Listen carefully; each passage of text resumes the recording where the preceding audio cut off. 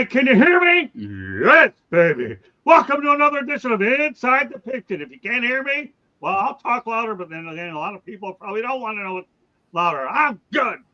What's going on, Cybrewski? We are, and my advice to you is behave. I think you will. I'm not so sure your other comrade will, but we'll see what happens. All right, got to get the show off to a great start. Have a great crew. Let's get to it. Candy and I were over at the Miami, Florida game over at Hard Rock Stadium.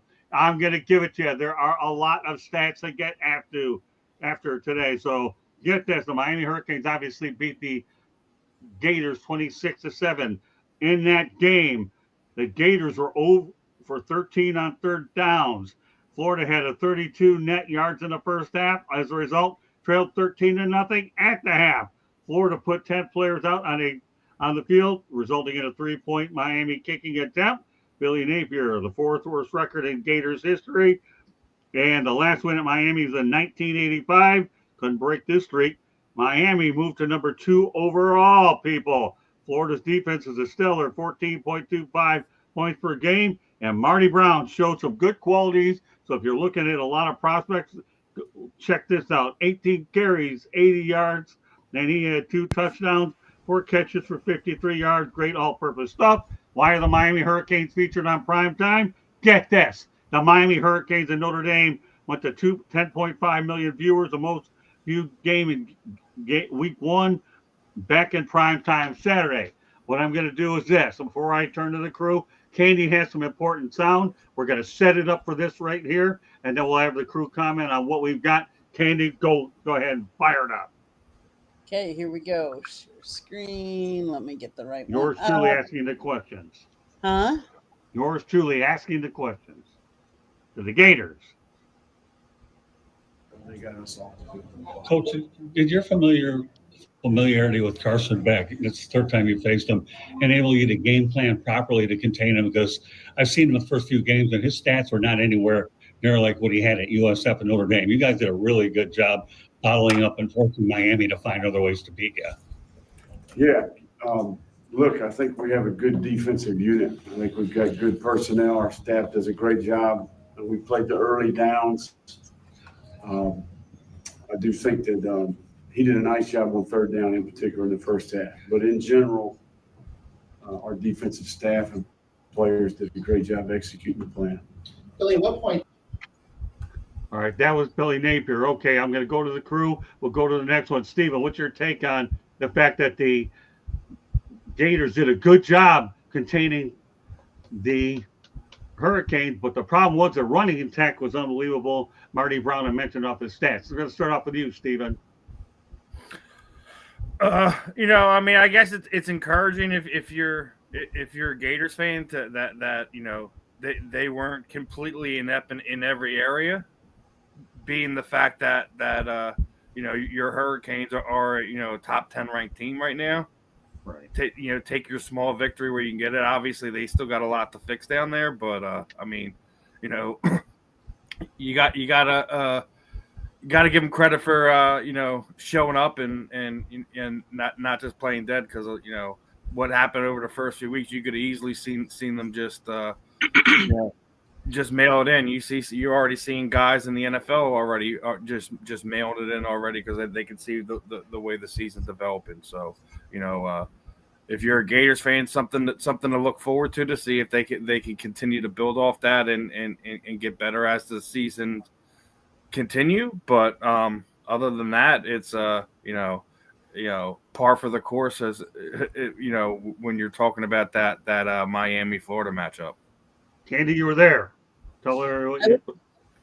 I was there. It rained like the whole first half, so it was slop. I mean, when I say sloppy, like the field conditions, it wasn't your typical offense, I would say, because let's face it, especially in college, when you're playing in the rain, the running game should have more of an effect, because I think the passing game, it's harder. The ball is slippery, to catch it and stuff like that. And I think we saw that because I think the defenses, both sides of the defenses, were much better than the offenses. And even Carson Beck, they said he sputtered for a while. Yes, he had a couple of really good drives, but he sputtered for a little while too. So Miami, as I don't know if number 2 is the right spot for them, but they still have a long ways to go. They have some cleanup to do. They have some penalties they got to, clean up in some other areas, but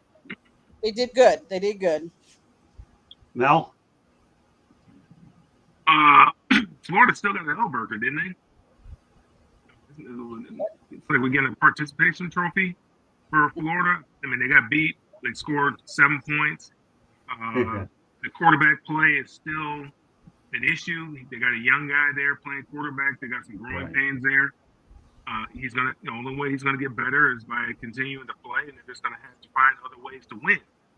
They're gonna have to play better, obviously, defensively. They gave up 26 points, I believe, in that game. I guess you can say they kept Carson back in check, but I mean, they scored 26 points and scored more points than they scored. So I don't know what to take from that. They lost. They have a lot. They're 1-3 right now. Right. That's not good. That doesn't bode well for Billy Napier and his job security. I mean, I think they've been calling for his head pretty much since he got there. So, they have a lot of work to do. Miami, they did what they needed to do to win. They still have a lot of work to do. They can play a lot better than what they played, I'm sure. I'm sure they feel that way as well. But as far as Florida's concerned, they've dug themselves a nice hole that they have to get out of with a young quarterback, and we'll have to see how the rest of the season goes. They're going to have to figure out other ways to win. Hey, Josh Shador, the chat's turned on, but it won't be long before you're turned off. Okay, go ahead, Marvin. Listen, I don't know what this guy's talking about. That Florida fan base has seen national championships and Heismans. This guy's talking about moral victories. They don't want to hear that. When you talk like that, that's how you get kicked out the building. They want to hear about accountability. They want to hear about growth. They want to hear honestly about what happened in that game. You came out with an L. You're 1-3. You're in a conversation with, teams who are winless. No offense, Mel. I'm just saying that at the end of the day, at the end of the day, this guy needs to win games. He's trying to dissect, parts of the game where he felt they did well. These Florida alumni want to see wins. This isn't it. This isn't happening. In my opinion, he's talking himself out the door. Hey, Josh Shador, what'd you do wrong? You better just start listening. If you don't, you're gone. Okay, last time I'm going to mention it, Josh. Third strike, you're out. I know you don't know much about baseball, but you're going to learn pretty damn fast tonight. All right, there you go. This is your chief speaking. Okay, nothing here is off topic. The only thing off topic is you. Okay, so there you go. Sergeant Motor City Madmouth talking to Joshua Dorr, a.k.a. Joshua Burstein of Sawgrass Cleaning. If you need to get a hold of him, he's in Palm Beach County. And you can talk to him, and I'm sure their number's listed on the internet. All right, Tommy, you have this, and we're going to go to DJ Lagway. Was it rain every week in Miami? It seems like Candy's always telling us it was raining. It's Miami. It always rains. Hurricane season. Yeah, right. Who wants to live there? A lot of we do. A lot of people. I don't know why. Because it's too hot during the day. You can't go outside. Hey, anyways, boy, the defense is really tough. You got to take pride in the defense, but the offense is so bad they can't win a game. You can't really celebrate a defense unless you're able to pull out some wins. I don't know how a school in Florida doesn't have any offensive playmakers. That seems criminal. To their credit, their 3 losses are to ranked teams. I don't know if South Florida is still ranked, but they're obviously having a good season and a quality team. But, they held LSU to 20 points, Miami to 26. And when your offense isn't giving you any help, that magnifies that those point totals are even better than they look. So, but yeah, you got to win, or else Napier is going to be in trouble. That they're doing a lot right on defense, but I don't know how you can't recruit an offensive player to the University of Florida. That's true. All right, so before we put DJ Lagway in, Josh Shador, Candy, I think you need to probably silence him for the night because he's not paying attention and paying attention to the show. He's drawing attention to himself. I think it may be time for him to go ahead and be silenced if he says one more stupid thing. I am done talking to this guy tonight. Okay, Josh, you're dealing with Candy and Steven. I'm done. I have a show to do. With that said, one of the reasons why DJ Lagway was having problems is he has to deal with a guy by the name of Reuben Bain Jr. through 4 games. Get this, his defensive grade is 95.8, 29.8% pass rush win rate, number 1 in the nation. He has 22 pressures, 22 tackles for a loss, 18 hurries, 14 defensive stops, 4 tackles for a loss, 3 sacks, 2 forced fumbles, 1 interception, 1 pass deflection. Man, those are numbers that put you in an elite draft class when you end up going pro. So let's talk about what DJ Lagway had to deal with that night facing this Miami defense, and it started from the opening drive, Candy. Let me get there. I'm getting there. Where is right here? DJ, on that first possession with Miami where they limited the Gators to -5 yards, could you tell what you were really up against with the swarming defense? Because they played quarterbacks up that defensive line, the way they come at you, the way that they do. I realize the first 3 were losses, but what were you able to tell from that opening drive that set the tone for what you're in for? Yeah, for sure. They definitely had a very good defense. Credit to them as well. Like, of course, offensively, we gotta execute. So the defense that they play really sound. But at the end of the day, if we execute and do what we're supposed to do, all the chips will fall out. And we didn't execute tonight. DJ, just don't. Okay, now I want to keep in mind that all of our media availabilities, I did all the recording myself. Everything in its entirety can be seen on the South Florida Tribune YouTube channel. So if you haven't subscribed yet, please go ahead and do so. But everything that we have on here, from DJ Lagway to Billy Napier, as well as all these stuff that Candy did, can be gone ahead and seen on the South Florida Tribune YouTube channel. We do a lot of great stuff there. Hey, Eddie Pravo, look forward to you on Monday night. So with that said, we're going to go back to you, Steven. DJ Lagway had a big headache in the name of Reuben Bain Jr. This is a 2-part question, Steven. And everybody else, it's a 2-part question. Number 1, what are your thoughts about Reuben Bain Jr.? And 2, what are your thoughts about the way DJ Lagway had to handle himself under some very difficult circumstances? Steven, you're up first. Yeah, I didn't really pay too much attention to that game, so I'm not quite sure where you want me to go with that one. But it's well, why don't you just go with Reuben Bain Jr.? I know at some particular point you're going to do a mock draft, and he's probably going to be on it. And I gave you some pretty darn good numbers that this guy's a monster on that defensive side of the ball. And also, we also have his interview on the South Florida Tribune YouTube channel. I managed to get a question in there, and Candy did a marvelous job with their recording skills with the games. Just go with Reuben, and let everybody else go around the horn. It's Steven. Just listen. When you got prospects like that, you want to see them do well regardless. So as you said, he's probably going to be one of these guys that is going to be in a lot of guys mock drafts. He's got to show it on the field.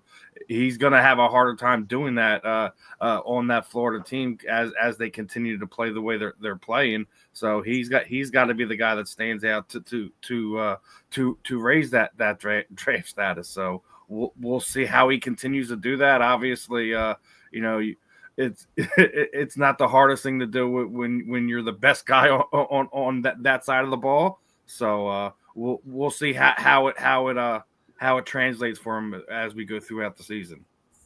Candy? Reuben Bain, he is lights out, one of the best defensive players that they have on Miami. He is attacking. It's interesting when you listen to them in their press conferences and how they talk about attacking the ball. And if you really look at and watch some of the games, how all of a sudden there's 8 or 9 defensive players to only 1 or 2, wide receivers, that they really quickly go to the ball.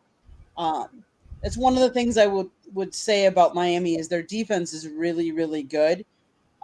DJ Lagway, he ran up against a buzzsaw of a defense that I don't know that he quite expected. I think they're very well coached, the defensive side of Miami. I know Eddie went in here and said that it was close until the last 5 minutes. The only thing I would say is, yes, maybe in score, but if you actually watch that game, at least in the first half, Florida did nothing. Like, Miami's defense took over Florida that whole first half. Now, will I say that when they came back out, Florida had a little momentum and got a little momentum? Yes. Carson Beck, they weren't just gelling on offense. They kind of sputtered a couple of times. But maybe give those to Florida's defense at that point, because I think the defense really showed up for this game, and the offenses really needed some spark or something. Even though the crowds were loud and it was an exciting atmosphere, the defense is definitely were the best on the field on that night. To answer your question, Dor, Montemago's doing fine. Thanks. I'll send your regard to him. All right, Mel, go ahead. I would love to be able to sit here and say things about the young man that you talked about. I really haven't watched him play. To be honest with you, I watched. I looked at the whole game. Watched. I haven't really gotten the players at this particular time, and don't follow Miami, so I wouldn't know a whole lot about him. So I don't want to sit here and just blow smoke up people's behind. That's fine. But what I did say, obviously the quarterback. Florida's quarterback is very talented. Otherwise, they wouldn't give him the keys to the car. Right. But he's got a lot of work to do. He's got a lot of work to do. He's going to have a lot of film study. He needs to see a lot of different defenses. I know this is his sophomore year. He played a little bit his freshman year. They obviously have a lot of belief in him because Billy Napier basically is taking his job on this kid here. And if they don't turn this thing around quickly, like Marvin said, I mean, some of the words, people, they don't want to hear about, what he said in that press conference. That's not what they're trying to hear. They don't want to hear. They want wins. They want W's. That's what they're used to. That's why a lot of other guys have gotten fired from there, because the previous regime, because they didn't produce W's, and so he's going to have to start winning. I know he comes in there. Where was he at? Louisiana Monroe or somewhere like that. And he's been successful everywhere that he's been, but Florida's a different animal. He's got to become successful there. They're in a recruiting hotbed, and we just have to see how it goes. Marvin, this kid is a game changer. Period. When you look at his stats, it's amazing how he shows up in almost all the categories. He has interceptions, he has fumbles, he has recoveries, tons of pressures and sacks. And when you listen to people talk about him from Miami, I mean, they say his name as if it belongs with some of the greatest defensive players in Miami history. And that's mind-blowing. I mean, just understanding, Cortez Kennedy and Warren Sapp and these guys. I mean, they played in the middle. But, for him to be referenced with players like that and to be considered an all-time great, it says a lot. My understanding is this kid is a first-round draft pick. And I mean, in regards to DJ Lagway and how he responded to that, DJ Lagway in Florida have been struggling, this year, last year. He's been running for his life, and he really hasn't, done what was expected as a top high school recruit. So playing against that University of Miami defense, I mean, you put the kid in a bad situation. He's on a bad team, protection-wise, scheme-wise. It's just not happening for him there. And you can't ask him to do a whole lot against that type of defense. So in regards to Ruben, great player. In regards to DJ, he's in a tough spot. And when you play against defenses like that, it's going to be tough for you. Hey, Tommy. Yeah, I read where some guy on Pro Football Focus said that he should win the Heisman Trophy. Yeah. That's not going to happen because sports writers are a herd mentality. They'll all vote for some guy like Johnny Manziel will have a big game and they'll blow it up and all follow each other and pick the quarterback. But it is significant that he's even got that kind of attention from somebody. And it would be nice to see a defensive player like that win the Heisman. And it looks like DJ Lagway, he doesn't have a chance without anybody to protect him or get the ball to. I was looking at Bain's stats, and I started thinking, like this, Marvin. It sounds like this Eric Gentry guy at USC who gave Michigan State so much trouble Saturday night. Man, that guy was great. So it's good to see there's still defensive players who can dominate a game. You know, the rules are so slanted towards offense, and it's obviously very, very talented guys. Yeah, like I say, everything I've seen about Ruben Bain is good. But I'll tell you one thing: I am not writing off DJ Lagway. I am not. Whether it is a coaching change at some point, whether the bye week will help him. I sat through that whole interview and asked him a few questions. This kid needs to get healthy, and right is what he has to do, whether it's with the existing coaching staff or another one. So I'm not writing him off. I'm just not going to do it. I saw this kid play against Miami last year, and he looked really good in the second half when Graham Mertz went down. There's some talent with this kid. There just is. The question is how you're going to get the best out of it. Can he stay healthy? Is he in the right situation? More college football to come, but we're going to go a little bit to the NFL. We're going to bounce around a little bit. There were three 0-2 teams to make the playoffs in 2024. Baltimore, the Rams, and the Broncos. Since 1970, only 43 of 422 pulled that trick. Now, obviously, we're past week 3. I'm waiting for those numbers. But what are your thoughts, Stephen, about the fact that there were only 3 last year? And again, we're waiting on some updated numbers, and I'll give them to you when I get them, Stephen. Only 3 what from last year? There were only 3 0-2 teams that made the tournament. I mean, we're gonna see how it all plays out. It's week 3. We'll see if anyone makes it in. Obviously, we could start with the fact, it's a really good possibility the Chiefs can still make it in. Right. But I mean, it all really goes to the scheduling when it comes down to it. You look at the toughest schedules coming into this season. It looks like Pittsburgh and Philadelphia had the tougher schedules. Right. We'd already talked about that, prior shows and all that. But it's in it. Listen, 0-2 isn't something that's impossible to overcome and make the playoffs. It all really boils down to that how bad your division is, number one, or how good your division is. Like if you're in that NFC North, of last season where you basically had 3 of the 4 teams, being playoff contenders, it's going to be a rough go. Anything you lose is going to be hard on you. So, I would say you said we had 3 from last year. Yeah, 3. But here's the other stat that people should understand. Since 1970, only 43 of 422 have done it. That's not a lot since 1970. It's tough to do. Go ahead, continue. It is tough to do.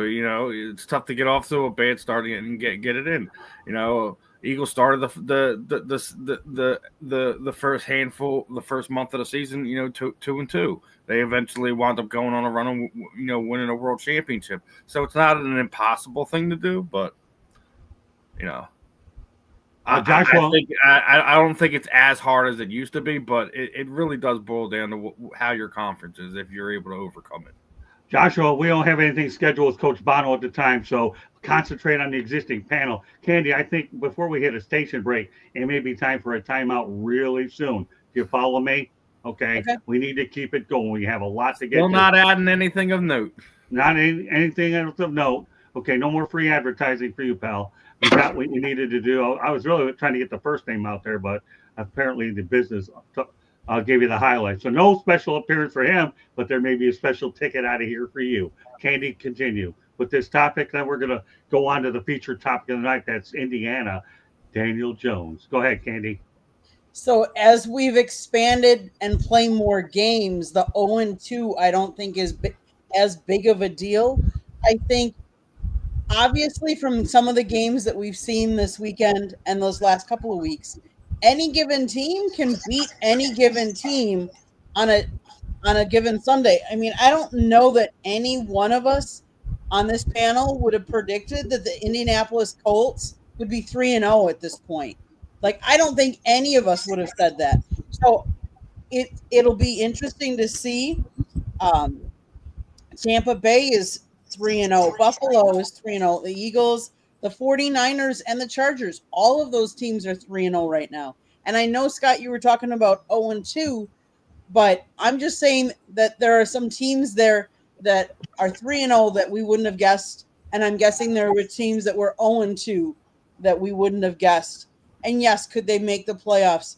Yes, obviously. I mean, the Chiefs were one of those teams. Do we think that the Chiefs aren't going to make the playoffs?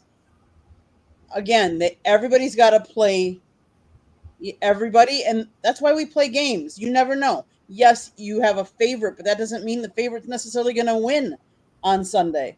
So it'll be interesting to see who makes it this year. Mel?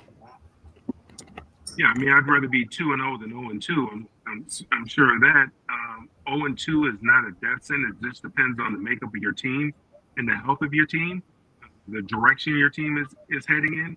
You know, every team thinks they're a Super Bowl contender, then the season starts, and then you find out, you know, what you really have. And then you have to make some adjustments. So if you're an 0-2 team right now, you have to make some adjustments. Now, there's some teams that just, you know, there's nothing that they can do short of, you know, getting an entire new roster. But there's some teams that, you know, like Kansas City, they expect to win, and they've had some difficult games, but they're finding out where their weaknesses are as well. What they were able to depend on before in the past is not there presently. They're going to have to try to, you know, discover themselves, rediscover themselves, determine who they are, what identity, you know, what is it their identity, how do they want to play the game. You know, like Detroit and Baltimore and teams, Chargers, they know their identity. They know who they are. You know, Detroit got steamrolled the first game of the week. Everybody was, you know, even me, I was like, oh my God, this isn't good. And then, you know, the last couple of weeks they've gone out there and played like the Detroit that we've known them to be. You know, and the game that they had yesterday was a huge game against Baltimore. Right. But, you know, being 0-2 it's not somewhere where you want to be, but obviously there's other teams that have done it before, and even if somebody hadn't done it before, you know, there's always an opportunity for somebody to be the first. But there's good teams that are 0-2 right now. So the good teams will figure it out. The bad teams will continue to wallow in their own misery. Marvin? Yeah, you know, being 0-2, it really depends on who you are, who your quarterback is, and the culture in that building. Because, you know, when the Jets go down 0-2, you realize it's going to be a problem rest of the year, you know. But if the Chiefs go down 0-2, it's a different conversation. They got Mahomes, they got Andy Reid, they have a different culture in there. Some teams can dig themselves out of that because they got the people in the building to do that. They have the right caliber people. Some teams, when they start out 0-2, it should tell you it's going to be what it's always been or what it's been for the last few years, you know. Listen, the NFL offseason is a long offseason, and you start that NFL season in the spring, and there's a long build-up to that first game, long build-up, you know, a lot of excitement. You get out of training camp, preseason, and now week one, you know, all the promotions and all the media and all the advertising, and you lose. And then you lose again. That's tough, man. And some teams don't have it in them to get out of that. They don't have the caliber of players. They don't have the coaching. It is what it is. And it just starts to snowball. And now you're in week 3 and 4 talking about the draft, talking about where you're going to be in the draft already, you know? So, no, seriously. I mean, for some teams, I know you're right.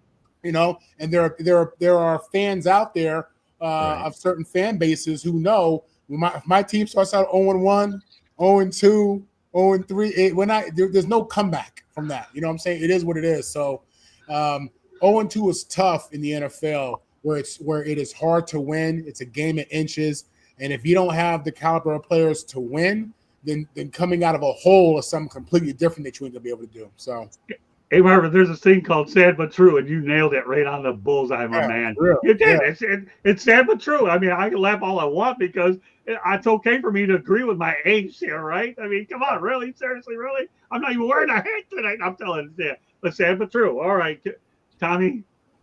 Yeah, in the modern NFL, you see everybody go through their ups and downs. It's like every team has experiences 2 or 3 seasons. Some will start out fast, some will start out slow, and if they started out fast, they'll hit a slump and lose some games. If they started out slow like Kansas City, they're going to win some games. If they're the Giants or Texans or Tennessee, they may not win any. And then everybody else kind of levels off for a while too. So I think by the end of the year we'll have Philadelphia 17-0, Philadelphia 17-0, Tennessee, the Giants, and Texans all winless, and everybody else will be 9-8. There you go. All right. Well, now let's go on to our feature topic of the night, and that's this: Indiana Jones is cashing in with the Colts. Okay. So with that said, okay, a 3-0 start for Daniel Jones and the Colts has secured a $300,000 in bonuses as part of that 1-year, $14 million contract. Jones earns $100K for every regular season win, in which he takes 50% of his snaps. By the way, his team only beat Tennessee 41-20. Jones had 228 yards, a touchdown, no interceptions, and if that isn't good enough, Wisconsin boy Jonathan Taylor had 102 yards and 3 touchdowns.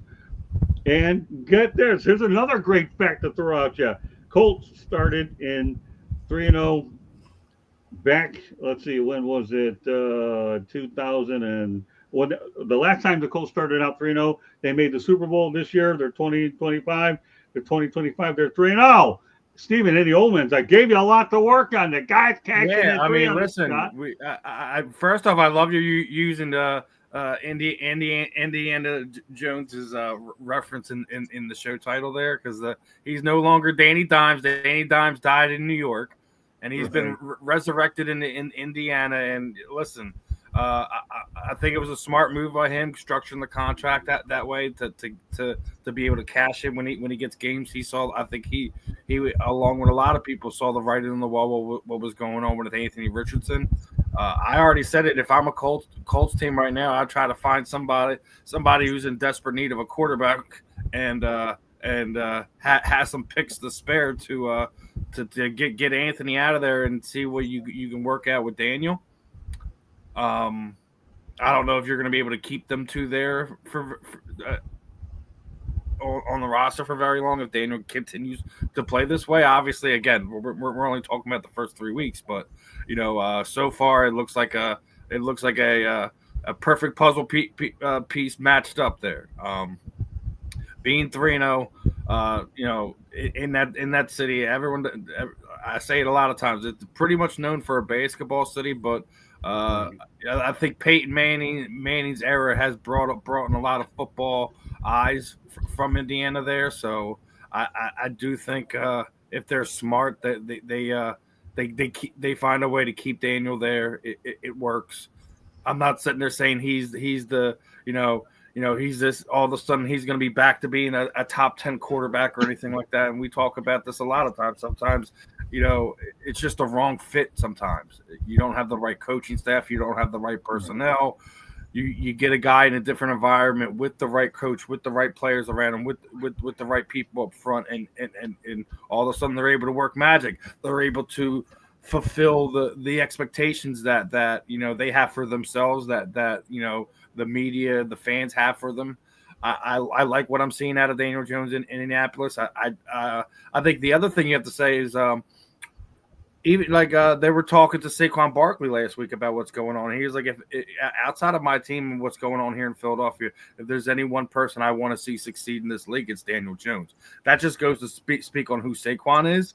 But there's comes to a time where you have to part ways with where your career started and make something happen. Daniel's making the most of that right now, and I think they're going to wind up surprising a lot of people. I'm not sitting there saying they're going to have a deep playoff run or anything like that, but they've already surprised a lot of people, and I would not be surprised to see them continue to play like a well-oiled machine as they are so far.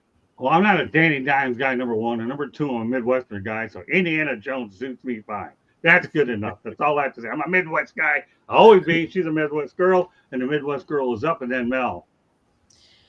So, yes, sometimes what you need is a new perspective. You need a new outlook. So you need a new coach. You need not the same expectations, because let's face it, when you already have a bad situation and it doesn't get any better and doesn't get better, maybe going to a whole new team where there aren't as many expectations on you because you didn't do as well before. Now, I also will say we have to say this with a grain of salt. The first week the Colts went up against the Dolphins. They're 0-3. Second week they went against the Broncos. 28 they won by 1 point, 29-28. So it's not like they crushed them. And the third week they went up against the Titans, who are 0-3 as well. Yes, they won 41-20. They've been relying a lot on their running game. I think a lot of it has to do, especially for a quarterback like Daniel, his O-line. And I think his O-line is better at Indy than it was. Now, it remains to be seen. Now that this week they go up against the Rams. Now you're talking about a little bit more of a test. But they don't have a very hard schedule if I look at it. So it'll be interesting to see how Daniel performs the rest of the year. Mel? Yeah, it's still early. It's 3 games. I don't know if this is an indictment on, Daniel Jones, or the previous organization that they gave up on him. I mean, we're coaches and general managers and owners. They always want to know, they're looking for something better. Instead of, they go to the dance and they're still looking for a dance mate. They bring somebody with them, but they're still looking for somebody better than the person that they brought. Sometimes you just got to dance with the girl that you brought. And it's just an indictment on these organizations that they're going through these quarterbacks at a rapid rate. I mean, you look at Baker Mayfield, Daniel Jones is having a little bit of success right now. I've always liked Mac Jones. You look at what he's doing out there right now in San Francisco. The list goes on and on and on where these quarterbacks, things don't go well for them in their first destination, but then they go somewhere else, have changed the scenery. Maybe just somebody just believing in them a little bit more than the previous regime, and they're able to go out there and succeed again. These guys need some reps. The only way they can get better is by playing the game, but at the same time, they need coaching. These guys, they're getting paid a lot of money now, but they don't want to coach. They don't want to teach. They want somebody to come in that's already established, got good habits. That's Tom Brady in his prime. Well, Tom Brady didn't start out being Tom Brady when he first came in the league. Somebody had to coach him up. These guys have got to get back to coaching. I mean, they're not getting coached as well in college as they used to because they're moving around so much. So they're not getting coached so much. They need coaching. They need development. They need that time. And maybe that's what he's getting there in Indianapolis. He's getting somebody, a coach that believes in him. He's getting coached up. He's getting the proper coaching, the proper teaching, and then he's able to go out there and perform on the field. You see it happening with other quarterbacks. I'm happy for the kid. I've never really been high on him, but I'm happy for him that he's able to go out there and perform at a high level. Now they got a kid on the bench that they invested a lot of draft capital in that they have to make a decision about. And here it is again, the guy getting chewed up and then spit out, and then maybe he'll go somewhere else, and who knows, maybe he'll have a decent career. Maybe a change of scenery is what he needs as well. Okay. All right, Marvin. Listen, in a perfect world, every quarterback could be Aaron Rodgers, where you get drafted to a stable organization, you sit for 4 years under a Hall of Famer, you learn some stuff, and then you go out there in year 3, 4, 5, and you do your thing. The reality is this: the worst thing that happened to Daniel Jones and to a lot of these quarterbacks are Lamar Jackson and Pat Mahomes. Again, in year 2 and year 3, these guys are winning league MVPs and Super Bowl MVPs early. So now these GMs and head coaches have this expectation that you got to get in here and we got to see what you got. We got to try, and a lot of these, listen, while a lot of these quarterbacks are developed more than generations back, because now these kids at a young age have quarterback coaches and gurus and all that stuff. You're seeing them coming to college in the NFL with skill sets. The reality is some of these kids need to sit. Some of these kids ain't ready. And when the Giants picked Daniel Jones at number 6 in that draft, people went crazy, and they should have, because it was a crazy pick at that time. But at the same time, you realize he has some tools What he probably needed was some time, which he got. He got some reps in there, which got him out of New York. But ultimately, he just needed time to cook. And now he's with a stable organization. He has a running back. He has a team, and he looks good. And the Giants organization and Giant fans should be sick from that. That's you drafted this guy in the first round to be a franchise quarterback. These things take time, and you kick him out the door, and now he's balling in Indianapolis, and they looking like they about to get a ring. So with Daniel Jones, listen, I'm happy for the kid. I like how he handles his business. I like his demeanor. I like his interviews. I like how he's carried himself. And I'm happy he's having success. The reality is some of these kids aren't busts. Some of them just need to be in a better organization, or they need some time to adjust to the pro game, because it's not college. It's not the same thing. Look, the Colts look good, and this kid is looking like he may have a future there. Tommy? Yeah, I have to disagree with you, Steve. He's Danny Dimes. He still is. He's getting the first, if it is a soft schedule, like Candy mentioned, he's getting the first break of his career. When he was a good athlete, football and basketball in high school, and he hurt his hand his senior year. So that made him lightly recruited, and that's how he ended up at Duke. And then he was redshirted, and then he was supposed to be learning under a veteran quarterback, and the guy got hurt, and his season was ended. And Daniel Jones got thrown in there with an offensive line that couldn't protect him. And he pretty much played all of his career at Duke without good pass protection. And I remember him because, I've covered Duke, and he had a deer in the headlights look then. But he also always showed talent with his passing and his running ability.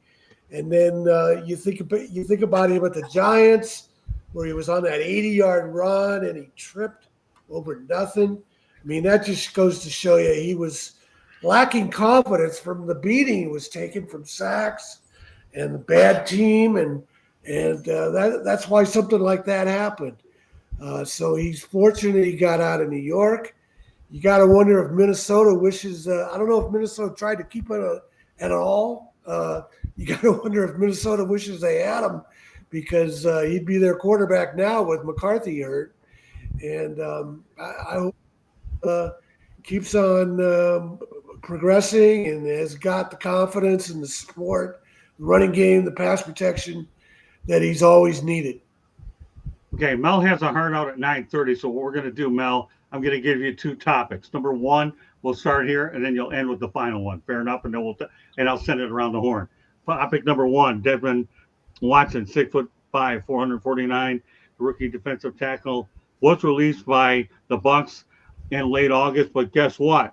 After missing all that time, okay, he's actually going to be brought back on the practice squad. What are your thoughts about him actually getting another chance now that they're starting to bring this kid's weight down? Let's face it, weight in the NFL is a problem. And the Buccaneers gambled a draft pick on this guy, hoping that he would get it figured out. They send him a message, and it looks like the kid's responding. How hard are you rooting for Desmond Watson to get it figured out now? Well, they didn't draft him. They invited him to camp. He was undrafted free agent. Was it undrafted? Well, they brought him in as a rookie. Nevertheless, however they got there, it doesn't matter. They took a chance on him. Go ahead. I mean, he never got an opportunity to play. He never got an opportunity to practice. So I'm glad he's getting an opportunity to practice and obviously be able to fulfill a lifelong dream of being an NFL player. But I mean, he never got an opportunity to practice, so you don't know what he's capable of doing and how he may be able to help your ball club. So I'm glad he's getting that opportunity. I'm sure he can help their ball club in some way. I mean, he's about the size of two people, so I mean, he can eat up some blockers. That's one thing he's going to be able to do. He's going to be able to eat up some blockers. I'm not saying he's going to be able to, push the pile in the middle of the field on the pass rush. And he's going to be able to do that. I don't know what his pass rushing skills are like, but I mean, he can eat up some blockers and free up linebackers. So I'm glad he's getting that opportunity. Yeah, they saw enough of him to pick him up in the first place, and I'm glad he's getting his second opportunity. I hope he does make it. We're going to mention this topic after Mel gets off. But the second thing we're going to talk about is I'm going to talk about some of the key NFL injuries. I'm only going to list these, and then I have a list here of players that could be out there to help a team out. Number one, the key NFL injuries over the weekend. James Conner, season ending with an ankle injury requiring surgery. Charger running back Najee Harris is out for the season with a torn Achilles. Mike Evans will be gone for 2 to 3 weeks with a hamstring problem. CeeDee Lamb is out 3 to 6 weeks. Nick Bosa, torn ACL surgery, out for the season. With that said, okay, here are some of the players, and I want everybody, we'll start off with Mel, okay, to see if some of these guys are going to get an opportunity to play this year because of the NFL rash of injuries. We'll talk. I'll list the names first. Mel, you can tell me if they're going to play or not, and then I'll reach this whole thing with everybody else. Stephon Gilmore is one of them. What do you think about him, Mel? Does he get a job? Period. That's a question. Do these guys get jobs? Probably. He probably will. Okay. Justin Simmons. I think so. Okay. Now, Rasul Douglas did get a job with the Miami Dolphins. He was on that list. He signed a 1-year deal worth $3 million. Asante Samuel Jr. Yeah, I think it just depends on where guys get hurt. So if some DBs go down and you're looking for somebody with some experience to come in, then he'll get that phone call. But again, coming up off the street, I mean, unless these guys are working out every day, coming off the street is difficult. I mean, you see these guys that miss camp and what's happening to them with these soft tissue injuries. Najee Harris, he wasn't in camp, and now he has this Achilles injury. And they need to do something. They need to look and see why players are getting so many Achilles injuries. We have so many basketball players last year that are out now because of Achilles injuries. They got to look and see what it is that they're doing that they can try to help alleviate or eliminate some of these type of injuries. Okay, Odell Beckham Jr. Well, there's some wideouts out there. I don't think he wants to play. Okay, well, that's fair enough. We'll have a couple more names on the list. Marcus Williams. Marcus Williams. What position does he play? I'm trying to. Anybody have that? I thought I had it on there, but I don't have it in front of me. But I'm sure Candy or somebody will come up with it. Justin Simmons is out there until we get that information. Safety. Okay, Williams, safety. Mm-hmm. Okay, Mel. I don't know enough about him to be able to say whether or not I think he'll get an opportunity. I don't know how long has he played. Where did he last play? He played for the New Orleans Saints from 2017 to 21 and the Baltimore Ravens from 22 to 24. Yeah, again, it just depends. I couldn't say one way or the other for him. All right, don't worry about it. Move on here to Justin Simmons. Well, you asked me about him. I think he will. Okay. No problem. Jedrick Willis Jr. Who's he? Where did he play? Where you come up with these guys, Scott? I come up with. I have all kinds of sources out there. Candy, go ahead, help the guy out. Is he on that list? Who? Are you on the list? I don't have you on the list. Let's put Mel on the list. Yeah, we're gonna put you on the list. They need some help somewhere in the running back position. Jedrick Willis Jr. I already mentioned. Come on, Jedrick. I love Williams. it. I love it when Scott keeps bringing these names up, and we're like, who's that? That's what I would do to him too. Offensive tackle. With y'all. Offensive tackle. There's got to be an offensive tackle job out there, right? He played for the Alabama Crimson Tide. He was selected by the Browns in the first round of the 2020 NFL Draft. He played for the Browns from 2020 to 2024. All right. Well, that's why no one wants him. He's a Brown. There you go, Steven. I'm just saying. I mean, he sounds how you really feel. All right, Mel. And you don't have to answer the question about Douglas, who already took care of it for you. Thank you. I certainly appreciate that. Oh, no problem. All right. Anyways, Mel, I love your responses to some of these guys. It's no big deal. If they're linemen or this and that, a lot of people wouldn't remember them unless they're playmakers. Anyway, some of these where you got to get your hands dirty, a lot of these guys aren't going to know about them anyway. But where do I get them? I have my reliable journalism 101 sources. That's all I know. But the other thing I do know is you had a hard out at 9:30, And this is 9:24, Mr. Farr. So we appreciate you being on here for the first hour. And next week, we'll hope to have you the whole time, but we'll take you for an hour. It's better than nothing, Mel. Thank you very much. Look forward to seeing you next Tuesday night. We made it out with 5 minutes to spare, but we're going to take away that minute, let everybody know how they can get a hold of you and what you represent and stand for. You'll lose a minute there, but then you'll be out on time. Go ahead. No problem. I appreciate it. Hey, you can find me on all the social media at Melfar Jr. And then follow what we have going on for the youth at melfarsuperstarfoundation.org. You guys have a great rest of the show. Talk to you soon. All right. Thanks, Mel. See you next Tuesday night. All right. Thank you, Mel. So now there are 5 of us. Okay. Everybody know the question.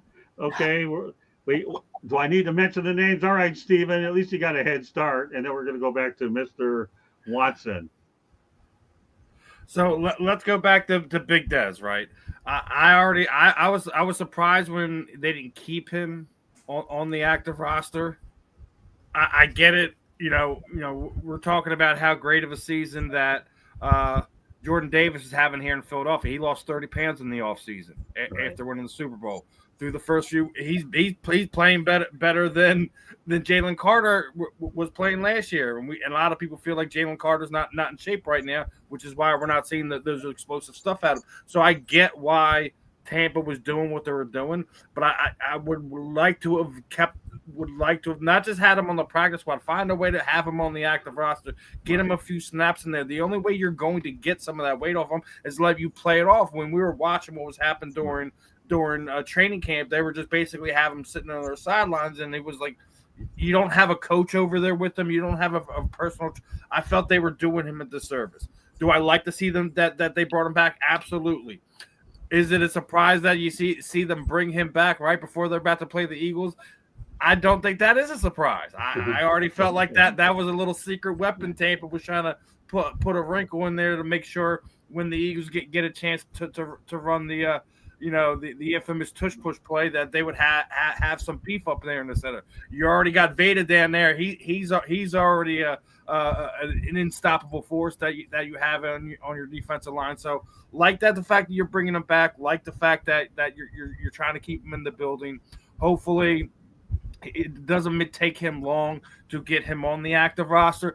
Being the fact that Tampa Bay has a few injuries, I wouldn't be surprised to see, as we get closer to the end of the week, you see him get elevated to the 53-man roster. We'll see how that plays out. Like I said, the fact that you're going to have Philly down there, it's going to be what? I think it's going to be 103 when it comes to game time this Sunday. So it's going to be hot down there in Tampa. There's a lot of things that play into it. And we also talk about, the health thing and things like that. I would like to see Dez get his weight down so he can get some more reps and be able to be a player. But you have to take care of yourself at that point in time. You have to hold yourself accountable. So they wanted him to get. I don't think they've ever actually even put an exact weight they were trying to get Dez to get down to. But whatever it is, I hope that both Tampa and Dez are on the same page when it comes to this, and we get to see what he can do. Obviously being already being a Florida boy, coming from the state coming from the Gators, like to see that he's still down there in Tampa. We'll see how this his story plays out this season, but let's hope that we get to see him on the field, if not this week at some time before the end of the season. All right, we'll go to Candy. I like that where we're going, and then we'll finish the other topic, and I'll go on to some other stuff. Desmond Watson. I was thinking of Desmond Howard, but he's a Michigan guy. Why wouldn't I? Watson, right? I'm messing with you, Desmond Watson. Yeah, I know. I like when you said Dez. I knew what you were doing. Go ahead, Candy. Big Dez. Just call him Big Dez. There you go. Yeah, he's from Plant City, Florida. So he has spent his whole life in Florida. So he knows the hot, the heat. He's used to it. I mean, yes, when he enrolled in Florida in 2021, he weighed 440 pounds. He was able to lower his weight to 400 pounds to begin his freshman season. He appeared in all 13 games of the year, seeing action on special teams and as a reserve defensive tackle, thus becoming one of the largest players in NC2A Division I football history. He played a total of 150 snaps and saw defensive action in 8 games, recording 7 tackles, and half a sack. Then between his freshman and sophomore, his weight increased. In his sophomore year, in 2022, he appeared in 13 games, 10 as a starter, and recorded 25 tackles. And I mean, yes, his weight has slowly creeped up. I think what he really, and I'm going to be the first one to say that I'm not at the weight that I want to be. So what he needs to do is between him and like a health coach and on one of these teams, because maybe losing 20 pounds is enough, but maybe it needs to be 40 or whatever it needs to be. Yes, I hope Tampa Bay can sign him back, get him back on a regular program, get him some help, because obviously he's a good player. Like, to have that many sacks and that many tackles, he can play the game. I mean, obviously, maybe DJ Lawanga wanted him and Napier needs him back on Florida, but they're not going to get him back, obviously. But I think he just needs the right situation. So hopefully someone will be able to help him, take him back, get him, on a program, and then get him healthier to play. Marvin? The NFL was greatly impacted back in 2000, 2001 by the death of Corey Stringer.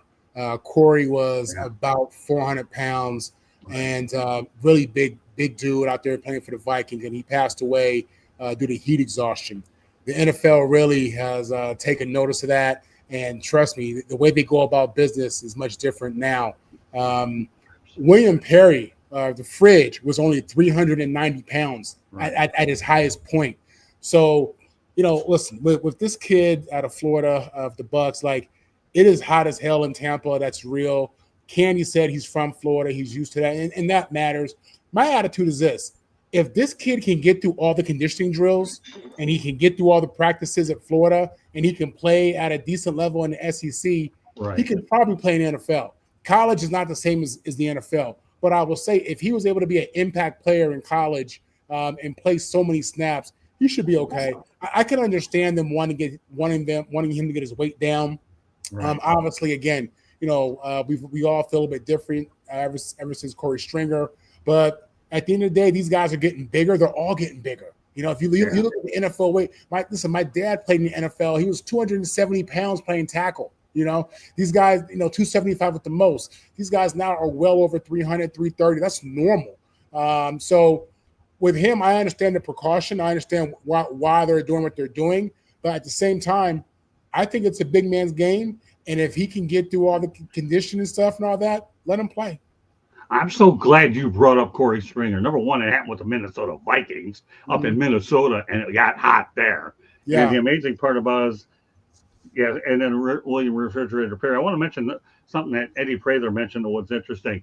We talked about Daniel Jones. You know what? Maybe Anthony Richardson will get a chance in the Canadian Football League. That's something we'll have to pay attention to. But I like the fact that Eddie brought it up because you just never know because of the way Danny Dimes is playing. I just want to get that out there. He's too young. He's too young to give up on. There's no way he leaves the NFL over the next 3-4 years. He's way too young. I agree. Hey, listen. Hey, I got news for you. The way they're modifying the rules to make them NFL already, if it'll be the Canadian Football League, United Football League. I'm just kidding. But no, I agree. I think I'd give him 3 or 4 more years and another opportunity somewhere else before you give up on the kid. And he came out of Florida, and he didn't have many games in the first place. He played 13 games in college. 13 games. Yeah, right. That isn't much. Yeah, no, that's nothing. We're going to call him Anthony 13. We got Danny Dimes. Call him Anthony 13. Is that a new nickname? If it is, I'll give you credit for it. I don't need it. I'm good. I'm collecting Social Security now. You can have it, all the revenue on that one. Scott, Bill Parcells said he didn't want a quarterback who didn't start 3 years in college. This kid played 13 games. Yeah, he plays 13 games. Yeah. Great stuff, Marvin. I'm telling you. He's a natural. We may have lost Robert Redford. We got Marvin Paul III. That's it. Great stuff. But don't rest in peace. I need you on Wednesday and Tuesday night. And I need you in my life. Period. All right. Go ahead, Tom. Yeah, just don't send him to the Jets. We don't need those problems. No. We won't. We don't need those quarterback problems. No. We got it. They got already 2 quarterbacks in. You have a Fields that is in concussion protocol. Don't And I let am me not singing that song. Strawberry fields. don't let me are get you off forever. topic with my emotions. Okay. I'm kidding with you. Good stuff. Got me laughing. Of course, it didn't hurt to get rid of somebody else either to get my going again. Thanks to Steven. All right. Was an assist from. That's a hockey analogy that somebody isn't around here. All right, Tommy, go ahead. Great stuff, Marvin. Yeah, 460 pounds sounds like more like a Lot. health crisis to me than anything else. Yeah. I'm surprised HBO hasn't tried to exploit this with some kind of series, some reality TV show. I guess it is remarkable that he was producing at Florida at 400 pounds, but I don't have an explanation for that. But yeah, the guy I thought about was William Perry. He was always listed at 350, but when he got up to 390, he wasn't productive anymore, was he, Marvin? Yeah, back I can't call it, but I think that was his heaviest point. So that probably wasn't his best playing days, Yeah, because I was going to say I don't think he ever weighed 400, and Dick was always talking about he was worried about his life more than his football. Yeah. At some point you can't play anymore at that weight. Although Stephen might have made a good point. In today's NFL, maybe you put him in there just for the tush push, and because you can't move him out of there. Maybe that's the one play he's good for. But I just don't see how he's got a chance to make something unless there's something about it. These 400-pound days of Florida, I don't understand. I don't see anything happening here. Candy, is there something you wanted to add? Go ahead. I do want to add.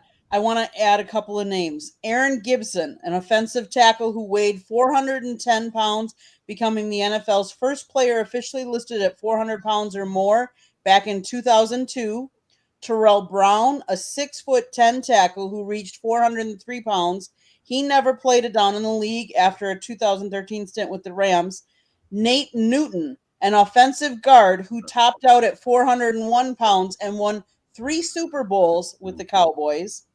Michael Jasper, drafted at around 450 pounds in 2011, but slimmed down during training camp. So currently the heaviest players, there's 2 in the NFL right now that are at 380 pounds. This is why the average lifespan of an NFL player is like 55 years, literally, because these guys get up. Listen, I was 385. Now I'm 218. But these guys get up to these weights, and you can't live your life like that. You know what I'm saying? You can't go from you can't do that. And you see these NFL players dropping dead. I mean, 50, 55, 60. That's crazy. But these numbers we're talking about, this is why. It's not a healthy lifestyle, and that's really the concern of the Tampa Bay Buccaneers. All right, let's conclude another topic here. I want to go back to some of the other guys that are available. I'm glad we went Desmond Howard because I'm glad a lot of people have different opinions. Cyberuski, if you want the answer to that question, Steven will be more than happy to answer it for you. All right, let's go back to the guys that are available. I mentioned Stephon Gilmore, Justin Simmons. Douglas has been taken off. You got Samuel, Odell Beckham. All right, Steven, why don't you fill in the blanks for the rest of these? Do you see any job spots for any of the guys aforementioned, Jedrick Williams, Justin Simmons? The list goes on and on. Yeah, I mean, I think Justin Simmons could wind up on a team. I think it's a sin. Both Simmons and Asante Samuel Jr. aren't on a team right now. Is surprising to me, especially with now if you look at it, I wouldn't be surprised to see somebody like a Simmons or Asante Samuel get brought into Philadelphia, being as Dory Jackson has looked absolutely horrendous through the first few games, and then the guy they traded for, Janorik Bennett, just got hurt on the blocked field goal, so he's not going to be available this week. So if I read correctly, I think they're bringing Eli Ricks back in, who was on the team over the last few years, was a practice squad guy, something like that. But the fact that you haven't seen anything from Kaylee Ringo over the last few weeks, I think speaks for itself. I would not be surprised to see if Harry Roseman does make a move into the secondary. I think Mukumba has made it a situation where I don't think you're going to see Simmons get brought in at least into Philadelphia. So we'll see how it all winds up playing out. But those were two that I seen that was surprising to me. Candy? I could see a couple of them going. It's got to be the right fit, because we all have said that the right coaches for the right player in the right situation with the right supporting staff, it could totally improve. Could I see a Marcus Williams? He's 29. Could I see Jedrick Wills? He's 26. Those 26 is young yet. But again, you just never know. Justin Simmons, he's 31. He's played for a little while. He started with the Broncos from 2016 to 2023, and then with the Atlanta Falcons. Could I see him, landing someplace? Of course. With all these injuries that are happening, they're going to need players in there. So it'll be interesting to see which ones get picked up. Okay. By the way, you have a pencilman sighting, and it's AKA JD, just so you know. Okay, Stephen. All right, with that said, Marvin, continue. Yeah, of all the guys you named, Scott, the one guy that I read about today that popped up on my feed, CJ Gardner, safety, cut by Houston, possibly going to my Jets. I hope. And listen, we need all the help we can get. In regards to those other guys, it's early in the season. Injuries are coming. We haven't hit the trade deadline yet. I'm certain some of those guys are going to get picked up, especially the veteran guys. But CJ is the one that I heard possibly being a New York Jet. We'll see. Tommy? Yeah, I can't speak specifically of any of those guys, but with injuries the way they are, all they have to do is be in shape, not too old, and they've got a chance to get picked up, because there's always jobs opening up in the NFL with injuries. Mm-hmm. So no matter whether they're going to be in shape and able to take advantage of it. Okay, go ahead, Marvin. No, I was saying, to Tom's point, listen, the way these guys practice now, less practices, I think it has a lot to do with these injuries, to be honest with you. It's football, it's tackle football, it's aggressive. We've always had injuries, but less practice time, especially coming out of the preseason, where you don't have two-a-days anymore. You're playing less preseason games. I think all that matters and impacts the player without question. So with that, it doesn't shock me that early in the season we're having so many injuries. Okay, let's go to a station break, Candy. We have a lot more to get to. South Florida Tribune Publishing Company published a book, Lessons from the Microphone, Tuning into the Enduring Wisdom of Visionary Leaders. It is written by our host, Scott, the Motor City Madmouth Morganroth, talks about his 40-plus years in the media industry and how it has evolved. Old school media versus new school media. Get your copy today. It's available on Amazon, Barnes & Noble, Kindle, Google, and Apple Books. There's also a link on our website, www.southfloridatribune.com, where there is a plethora of great content, so go check it out. If you like to listen to podcasts, you can find us wherever you get your podcasts. If you see the red subscribe button in the lower right-hand corner, that means you haven't subscribed to us yet. What are you waiting for? Click it, like it, share us. And then turn on your notifications so you get notified anytime we go live. If you want to advertise, you can call Scott, 954-304-4941. If you want to be a guest or have topic ideas, you can always email us at southfloridatribune@gmail.com. One quick preview. Be watching and turning on those notifications. We will be starting a series. We'll be talking with a 1994 U.S. Olympic bobsledder.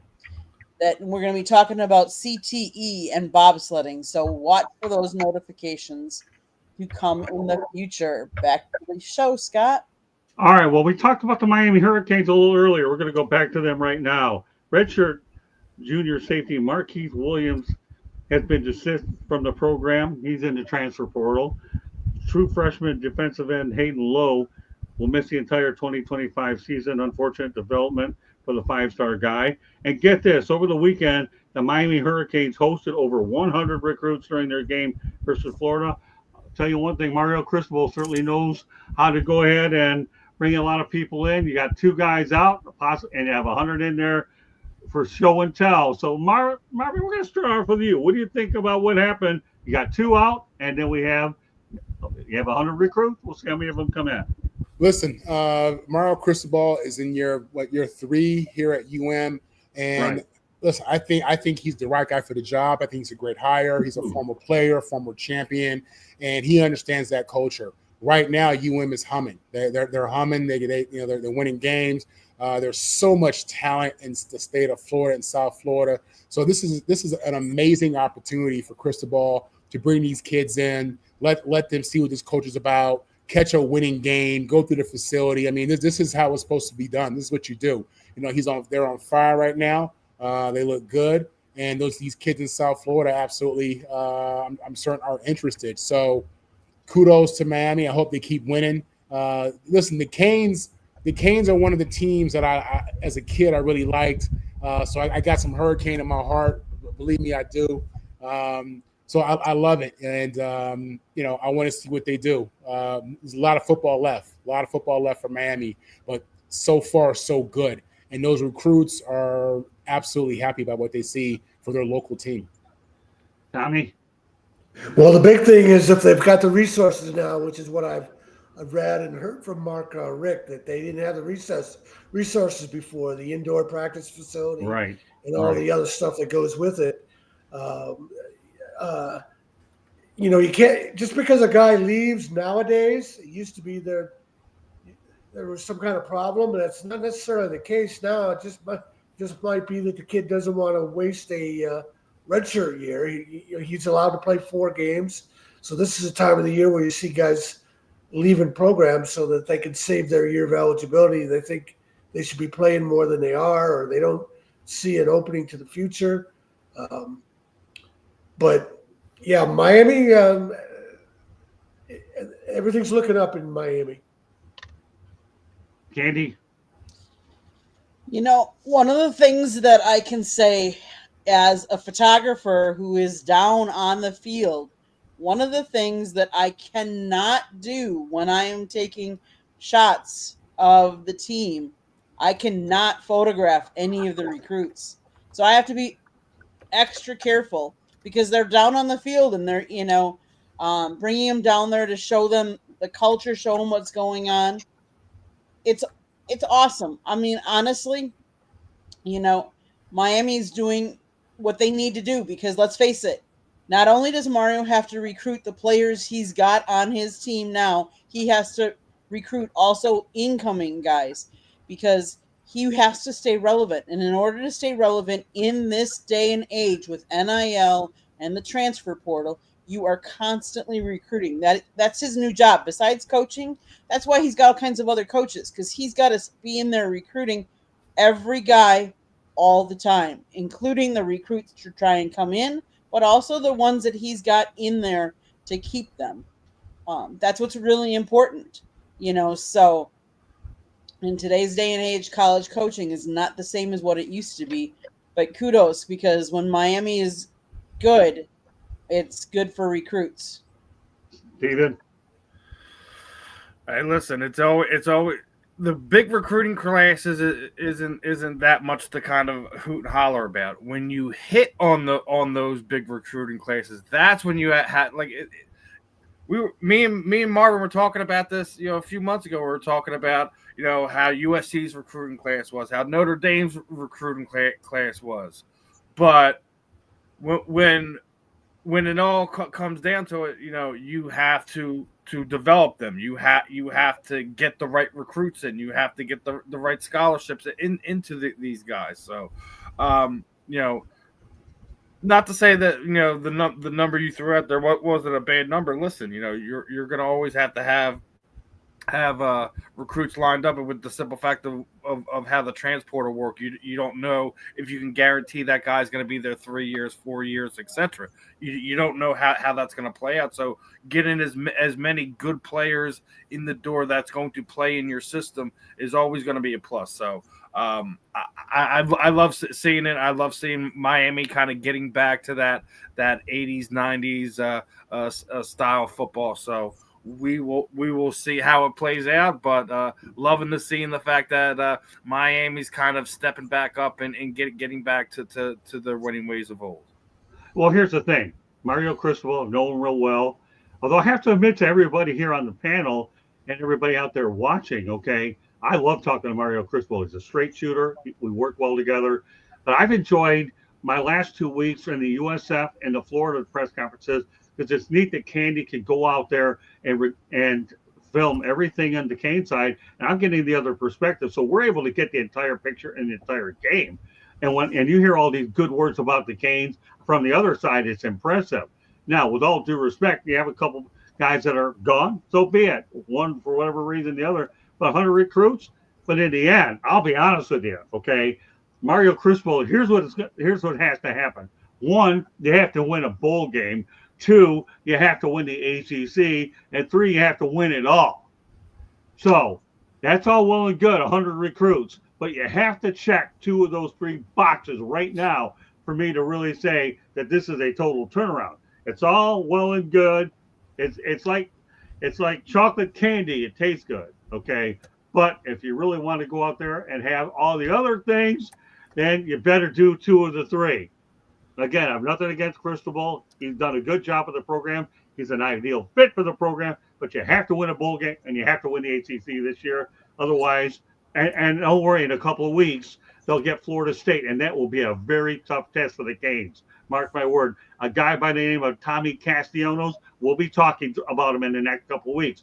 Keep in mind, the South Florida Tribune is on the media distribution list for the South Florida Bulls, the Florida Atlantic University Owls, the Miami Hurricanes, the Florida State Seminoles, and the Florida Gators. I get this information firsthand. So, Tommy, if by chance you ever see any tags coming from any of them, you'll know you're getting the information firsthand. Steven knows, and Marvin, you mean whether you're on Twitter or not, you're going to get it on the show this way. So, I got news for you. The information we get is firsthand, and being able to get to the games is even better. Great stuff. Okay, with that said, let's continue on. A lot more topics to get to. I always like to come here very loaded, and exactly what I ended up doing. We're going to Baker Mayfield. Get this. He goes 19 for 29, 230 yards, 1 touchdown, and a 29-27 win. Gets revenge over his old coach, Steve Wilkes, who, by the way, was with Carolina and let him go. Now the defensive coordinator for the New York Jets. The Bucs are the first team in history with 3 to win their last 3 games in the last minute. Unbelievable stuff. Marvin, Baker Mayfield, he was mad, and he sends a statement to Steve Wilkes. Are you glad the man got his due against the Wilkes? Yeah, Baker, Baker is a guy who, obviously his career started off a little bit rocky out there in Cleveland. Organization just wasn't set. They didn't really have the players there.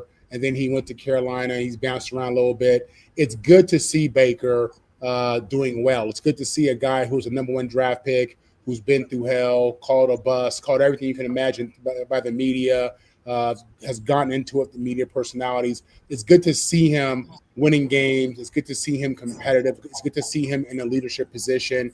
And yeah, I'm certain for him. It's good. It feels good to beat your old coach, the guy that kicked you out the door. So yeah, I'm happy for the kid. He's playing well. The Bucs are a real team, real organization, somebody to really contend with. Baker's playing great football, closing games out, and really he's given the Buccaneers everything that they asked for when they gave him that big contract. So it's good to see him doing that, and I think the Bucs are going to be a real team this year, even with Mike Evans now back on the injury bug. Yeah, let me tell you, Baker Mayfield's done an unbelievable job. Yes. going behind Tom Brady. I'm not saying replace him, but he's done unbelievable. The moxie and the character this guy has to me is unbelievable. I've gained so much respect for Baker Mayfield in Tampa because he's not doing commercials. He's letting his play do the talking for him. That's what he didn't do in Cleveland. But I tell you, with every single stop he's had, he's done great. Over to you, Tommy. The show is moving at a great pace now that we're getting rid of some dead weight, thanks to you, Stephen. Stephen is playing Rachel Top. Okay, good stuff. Keep it up. All right, go ahead, Tommy. Yeah, it's a great redemption story that he's been able to rebound, and especially as a quarterback, because you don't see it a lot. A lot of times when a quarterback doesn't pan out, they never really have a good career. So it'd be interesting to hear what he had to say at like the end of the season or end of a career about what he thought were the turning points, why he was good in Tampa Bay and not the other places, what his secret was. The other thing I like about it, I guess he's no different than the rest of us, that he could still be mad and a little bit bitter about somebody that screwed him over in his career. We've all had that happen to us somewhere along the line, and people don't want to hear it, but his story is one that people don't mind hearing. So you got to be a little envious of him for that too. Candy. Baker Mayfield, 2-time Pro Bowl, all rookie team, Heisman Trophy back in 2017. Maxwell Award, Walter Camp Award, J.V. O'Brien, like all kinds of these awards. Kudos to him. I mean, kudos to him for finding or getting out of the other situations, finding the right situation, right coaches, right offensive line to help you, and then to take advantage of the opportunity you were given and succeed. Kudos to him. Nothing but good things to say about him. Hope he does well. Stephen. I've already been saying this, that I felt that, when you looked at everyone's top rankings of the quarterbacks this season, and a lot of us were complaining about Jalen Hurts, myself included, but Baker Mayfield just has not been getting his respect, in my opinion. Right. He has overcome being drafted by Cleveland. Went to two different teams before making into Tampa Bay, and just kind of, as we were talking about earlier with Daniel Jones, just being that puzzle piece that fits in perfectly. Look at what he's done over the last 3 weeks. He has engineered 3 consecutive last-minute drives to bring Tampa Bay to a perfect 3-0 record. They're the cardiac kids right now. And that's not the first time that Baker's been doing this. He's been doing it a lot over the past few seasons down there in Tampa. So, yes, I'm absolutely happy he's getting his revenge. I think that we need to put a lot more respect on his name. We should be giving the respect and hype of Baker Mayfield as what we've seen from some of these other quarterbacks that we talk about. Do I think he's a top 5? Of course, no, absolutely not.